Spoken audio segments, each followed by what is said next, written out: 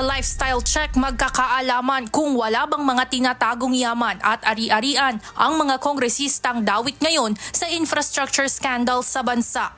Yan ang gagawin ng Office of the Ombudsman matapos makuha ang kopya ng Statement of Assets, Liabilities and Net Worth o SALN ng 26 na mambabatas mula sa mababang kapulungan ng Kongreso.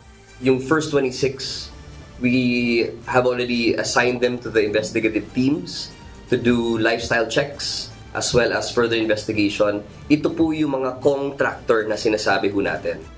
Hindi pinangalanan ni Clavano kung sino-sino ang mga ito, ngunit palatandaan niya ang mga kongresistang noon pa na iuugnay sa mga anomalyang proyekto dahil sa umano'y pagiging contractors.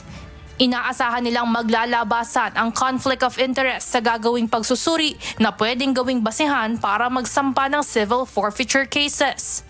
We will look at the SALN and see if they have declared their interests in the companies that we believe are contracting companies that have had contracts with the government. Samantala, hindi na nagbigay ng petsa si Clavano kung kailan sila muling magsasampa ng kaso. Ngunit tiniyak nito na hindi rin magtatagal at mayroon na muling haharap sa hukuman. Pero malapit na ho yan, malapit na ho. There are senators, congressmen, and yung dalawa pong masterminds nung, or master plunderers na sinasabi ni Ombudsman. Yung binanggit po ni Ombudsman dati, yung former speaker and the former Senate President. Plano namang ibenta ng Ombudsman ang itinurn over sa kanila ng Independent Commission for Infrastructure na 2 luxury vehicles ni dating Bulacan Engineer Bryce Hernandez na nahaharap ngayon sa kasong graft at malversation sa Sandigan Bayan.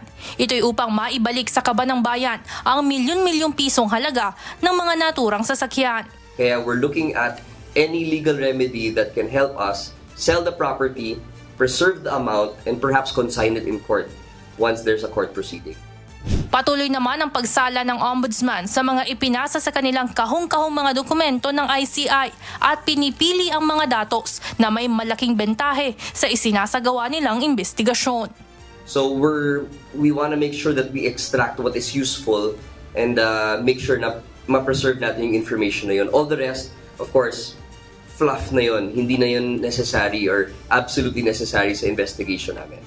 Samantala sa ngayon, wala pang plano ang Ombudsman na isapubliko ang full report ng ICI. Ngunit pagtitiyak ng anti-graft body, kinikilala nila ang karapatan ng publiko na malaman ang katotohanan.